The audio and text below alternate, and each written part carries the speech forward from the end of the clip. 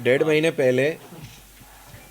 शासकीय एक संस्था है, एमपी बीज प्रमाणीकरण जो संस्था है, जो बीजों की जो क्वालिटी वगैरह जो चेक करते हैं, जो शासकीय संस्था है, इनकी यहाँ पे एक ऑडिट हुआ था। उस ऑडिट में इनको पता चला है कि 10 करोड़ का एक एफडी एक साल पहले 2023 के दिसंबर के महीने में इस संस्था ने सेंट्रल बैंक ऑफ इंडिया की कोतवाली की जो शाखा है, कोतवाली अपने भोपाल कोतवाली थाना क्षेत्र के अंदर जो शाखा आता है, उसमें उन्होंने 10 करोड़ रुपया एफडी डाला था। वो अभी उन लोगों ने ऑडिट के टाइम में उसको वेरीफाई किया तो वो खाते में जो पैसा गया था वो वहाँ पे नहीं है। वो खाता किसी व्यक्ति के द्वारा तोड़ के पैसे को दाएं बाएं कर दिया है, ऐसा उन्होंने हमें हमारे यहाँ पे सूचना दी थी, जिसके आधार पर एफआईआर रजिस्टर करके हम लोगों ने एक एसआईटी, क्योंकि 10 करोड़ का मामला है और शासन का पैसे का गबन का मामला है, हम लोगों ने एक एसआईटी जो है अपने एसीपी अपने शाहजहानाबाद निहित के अंतर्गत, जो थाना प्रभारी कोतवाली, थाना प्रभारी हनुमानगंज और हमारे इन्वेस्टिगेशन में हमारे जोन 3 के जो सबसे अच्छे हमारे जो सब इंस्पेक्टर्स है, उसके अंतर्गत हम लोगों ने एक एसआईटी बनाया। तो उस एसआईटी ने सिस्टमेटिकली इस चीज़ में इन्वेस्टिगेशन किया तो एक बड़ी साजिश और बड़ी एक षड्यंत्र जो है वो सामने आया, कि आप भी सोचेंगे कि आप लोग को भी जब ये सुनेंगे कि कहानी की तरफ आपको लगेगा कि इसमें इन लोगों ने क्या किया कि 2 चेक्स इनको दिए गए थे 5-5 करोड़ का उस बैंक में जाके निक्षेप करने के लिए।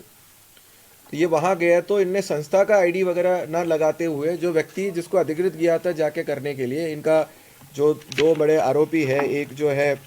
एक दीपक पंक्ति है और एक ब्रजेंद्र नामदेव है, एक क्लास 3 के अधिकारी और एक क्लास 4 के अधिकारी उनके यहाँ। तो इन लोगों ने अपने आईडी कार्ड लगा के वो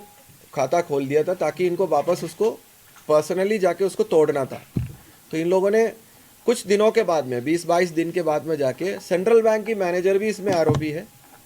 उस व्यक्ति की सहायता से उस खाते को तोड़ दिया और यस बैंक करके जो प्राइवेट बैंक है उसमें जाके एक और खाता खोल दिया उसी संस्था के नाम पर, अपने आईडी कार्ड वगैरह यूज़ करके, अपने सिग्नेचर्स यूज़ करके। और वहाँ के भी जो यस बैंक के जो मैनेजर लोग भी, वो लोग भी इसमें इन्वॉल्व थे,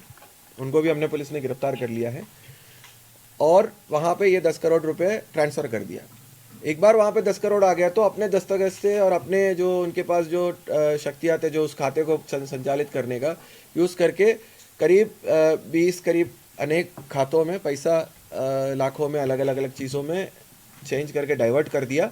कुछ इनके लोग ही थे, कुछ लोगों को हमने गिरफ्तार करे जो इसमें मिले भगे थे, जो कैश निकाल के लेने में इनको मदद किया।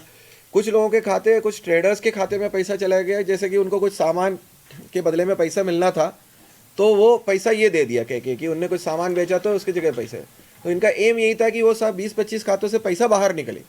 पैसे बाहर निकाल के इन लोगों ने जाके ज़मीनें खरीदी। तो इनका उद्देश्य ये था, हमें जो पूरा इन्वेस्टिगेशन में समझ में आ रहा है कि इनका उद्देश्य ये था, 11 महीने शासन का पैसा बैंक में पड़ रहा है, वो 11 महीने से पहले वो पैसे निकाल के आप जो भी प्रॉफिट कमाओगे इसको इन्वेस्ट करके, और 11 महीने के आसपास जो है उसी पैसे को वापस शासन के खाते में डालते हो दिखा के, वापस शासन को जितना मिलना है उतना दे दो, तो जो भी मुनाफा आता है वो इनके लिए बन रहा है, पैसा उनका बन रहा है। समझ मैं बता रहा, एक बार मैं इसको कंप्लीट करूँ फिर आपके मैं क्वेश्चंस को ले लूँगा। और इसमें ये इसलिए रुक गया कि इसमें से एक ज़मीन जो इनने लिया है वो शासकीय, उसका कुछ हिस्सा शासकीय निकला, तो उसको नामांतरण करने में वगैरह में उनका थोड़ा सा प्रॉब्लम आ गया, इसलिए वो अटक गया, इसलिए आगे भी बेच नहीं पाए, या जो सरकारी योजनाओं के लिए वो प्रोजेक्ट को यूज़ करना था वो कर नहीं पाया, कि बिकॉज इसमें से कुछ ज़मीन जो है शासकीय निकला जिसकी नामांतरण जो है रेवेन्यू डिपार्टमेंट से नहीं हो पा रहा था, मतलब जो करके। तो जब ये चीज़ आया तो हम लोगों को 2-3 चीज़ें समझ में आ गया। एक तो जब इतने बड़े अमाउंट की जो कैश का जो सरकार का पैसे का जो उपयोग करता है, चाहे वो एफडी में डालना हो, उपयोग करना है, शासन ने वित्तीय नियम फाइनेंशियल रूल्स बनाए, उसका उल्लंघन बहुत जगह पे हमें दिख रहा है कि आप कोई भी चीज़ डेलीगेट नहीं कर सकता है। 10 करोड़ लेके जाके क्लास 3 या 4 का एम्प्लॉय लेके जाके जमा नहीं कर सकता है, और इनकी जो वापस एक बार जमा होता है तो है कि जो जो रसीद वगैरह उनको लेके फाइल में रखना था वो भी ठीक से रखा नहीं है। और दूसरा, इतने बड़े अमाउंट का जब क्रय विक्रय करते हैं तो एक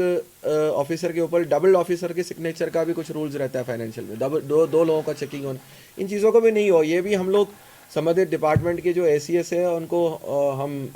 सीपी कमिश्नर साहब जो पुलिस के हमारे भोपाल के कमिश्नर साहब हैं उनकी तरफ से चिट्ठी जाएंगे। इसमें जो कमियां हमें दिखाया गया कि इस तरह का फ्रॉड होने के लिए जो वातावरण जो वहाँ पे उनको मिला, ये जो आरोपी तो हम गिरफ्तार कर लिए हैं, कुछ इसमें कुछ बैंक के कुछ लोग बचे हैं, बाकी हमने मेजर जो इसके जो मेन मास्टरमाइंड है नामदेव है उसको भी हमने पुलिस ने गिरफ्तार किया था। रीवा से हमने इनको गिरफ्तार किया था। ये एक महीने से फरार था, हमारी टीम ने बहुत मेहनत करके उनको पकड़ा है।